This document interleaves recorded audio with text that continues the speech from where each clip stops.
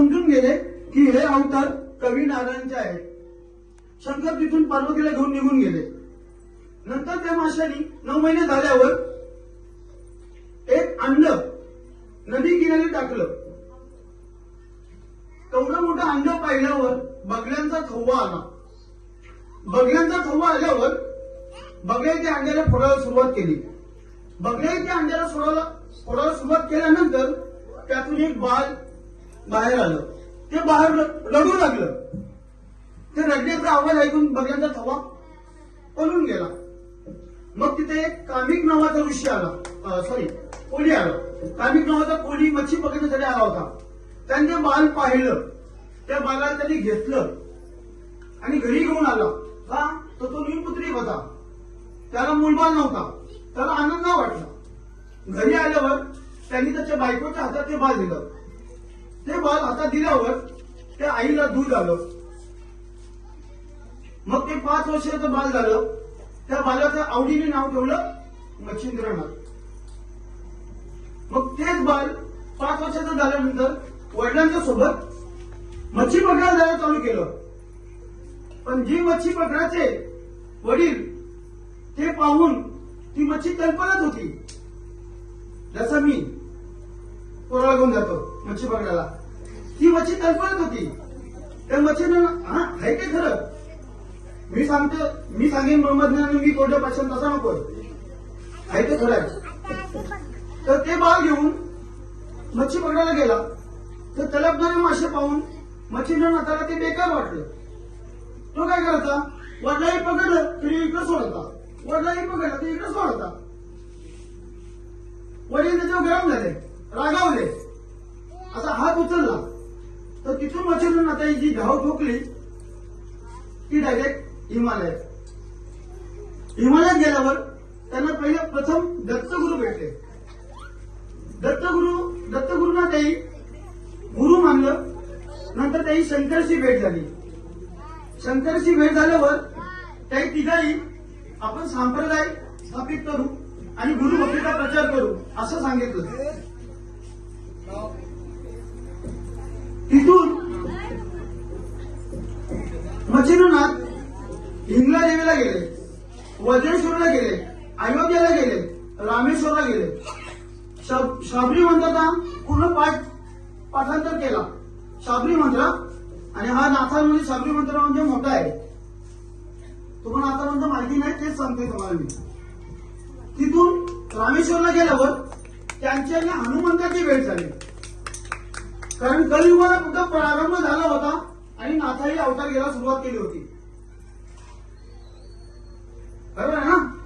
कलियुगाला प्रारंभ झाला होता तेव्हा हनुमंतराय होते, राम होते, सीता होते, सर्व होते.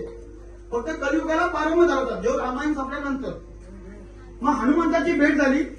हनुमंताची भेट झाल्यावर त्या दोघांत युद्ध झालं. मच्छिंद्रनाथामध्ये आणि हनुमंतामध्ये युद्ध झालं. पण मच्छिंद्रनाथांनी भक्तीचा प्रभाव दाखवल्यावर हनुमंतराय शांत झाले. दोघांचे सख्य झालं म्हणजे दोस्ती झाली, मैत्री झाली. दोघांची मैत्री झाल्यावर हनुमंतरायांनी एक मच्छिंद्रनाथांना वचन मागितलं की तू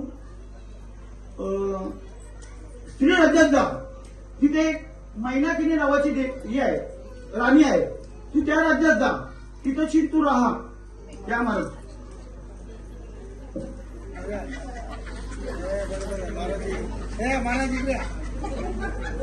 तिथून पुढे मच्छिंद्रनाथ फिरता सर्व देश फिरता चंद्रगिरी गावात आले.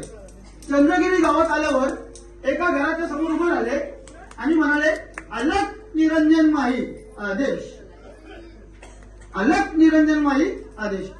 त्या एक स्त्री बाहेर आली. त्या बाईचं नाव आहे सरस्वती. सरस्वतीला पण मूलबाळ नव्हता. तर ती बोलली देवा तुम्ही एवढे जर श्रेष्ठ असाल तर माझ्या पदरात मूल घाला. काय म्हणाले, जर तुम्ही एवढे श्रेष्ठ असाल तर माझ्या पदरात एक मूल घाला. तर मच्छिंद्रनाथांनी काय केलं, आपल्या झोळीतून एक विभूती काढली. ती विभूती त्या बाईला दिली आणि काय सांगितलं की बाई मी 12 वर्षांनी येईन, तोपर्यंत आपल्या बायका कसं कुजबुजतात, अरे काही ते योग्यांच्या मागं लागतं, काय ते योग्यांच्या मागं, कधी फसून नितीन कलाचं नाही असंच ना. कला ती विभूती घेतली ते फेकून, तिने ती विभूती गौरव फेकून दिली. कुठे? गौरवर. आपण आणि पहिले आपल्याकडे गौरव होतं, आता शंकर आले नाही, बरोबर आहे ना. गौरव फेकून दिल्यानंतर मच्छिंद्रनाथ पूर्ण 12 वर्षानंतर पुन्हा त्याच गावी येतात. 12 वर्षानंतर मी तुम्हाला शॉर्टकट सांगते, जास्त टाइम नाही घेत तुमचं. फिरून फिरून पुन्हा त्याच गावी येतात 12 वर्षानंतर आणि पुन्हा अलग निरंजनची आरोळी ठोकतात. बाई आण ते मूळ दे माझ्या कुशीत. आता बाईने विभूती फेकली तर तिला मूल कुठून होणार? कारण त्या विभूतीमध्ये काय होतं तुम्हाला माहितीये का? आपल्याला 2 मंत्र आहेत, एक संजीवनी मंत्र आणि एक संजीवनी वनस्पती. एक संजीवनी वनस्पती आहे ती माणसाला जिवंत करतं, जी लक्ष्मणाला केली होती, एवढं तर माहितीये तुम्हाला. आणि दुसरं आहे ते संजीवनी मंत्र. त्यांनी ते संजीवनी मंत्र त्या विभूतीत दिलं होतं म्हणून त्याला माहिती होतं बाल होणार हे पक्क. मग बाई बोलली नाही देवा मला माफ करा, मी ते विभूती फेकून दिली, मला दुर्बुद्धी झाली. आता दुर्बुद्धी झाल्यानंतर काय करणार? दुर्बुद्धी रावणाला पण झाली होती, म्हणूनच सीतेला उचलून नेली होती ना. ती मोठी दुर्बुद्धी होती रावणाची. रावणाने जर सीतेला उचलून नसती नेली तर रामायण घडला नसता. पण दुर्बुद्धी काय घडली? सीतेला नेली. सीतेला नेली, लंकेत ठेवली, भरपूर दिवस ठेवली. एका दिवशी मंडोदरीने विचारलं, ते देवच बोलत देवा तुम्हाला सर्वात प्रिय कोण आहे? रावणाला काही कमी बायका नव्हत्या, तो बोलतो तूच. मग मीच प्रिय असताना तू सीतेला का उचलून आणलीस? पण रावण काय म्हणाला, मी सीतेला उचलून नक्की आणली, पण मी तिला स्पर्श नाही केला. केला का? नाही केला. का नाही केला? कारण भिक्षा मागताना रावण काय म्हणाला होता? भिक्षा दे माई. माई म्हणजे आई. एका आई शब्दामुळे त्यांनी त्याला स्पर्श नाही केला. एवढा रावण शूद्र होता. रावणाची कथा सांगायची झाली तर रावण एका वेळी शंकराच्या पूजेला बसला होता आणि रावण जेव्हा पूजेला बसायचा तेव्हा 1000 कमळ व्हायचा. किती? 1000. एक दिवशी एक कमळ कमी आला, एका दिवशी एक कमळ कमी आला. आता पूजेत ना उठावा तर पूजा खंडित होईल आणि नाही व्हावा तरी पूजा कमी पडतोय. काय केलं सर रावणाने? स्वतःचं डोकं कापून त्या अग्नीत टाकलं. त्याला बोलतात शिर कमळ. डोकं म्हणजे शिर ना, शिर कमळ.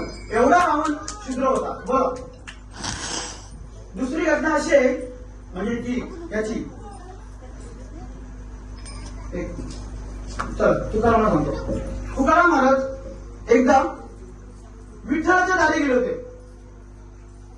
देवा मी आज काहीतरी मागण्यासाठी आलोय. पण तुम्हाला माहिती आहे तुकाराम महाराज एवढा गर्भ श्रीमंत होतं, एवढे गर्भ श्रीमंत होतं की 20 बैलगाड्या, 20-24 बैलगाड्या भरतील एवढ्या वया होत्या. कसल्या वया होत्या? ते याच्या नावावर एवढे पैसे, त्याच्या नावावर एवढे पैसे, एवढा श्रीमंत होता. पण त्यांनी काय केलं? ते सर्व नदीत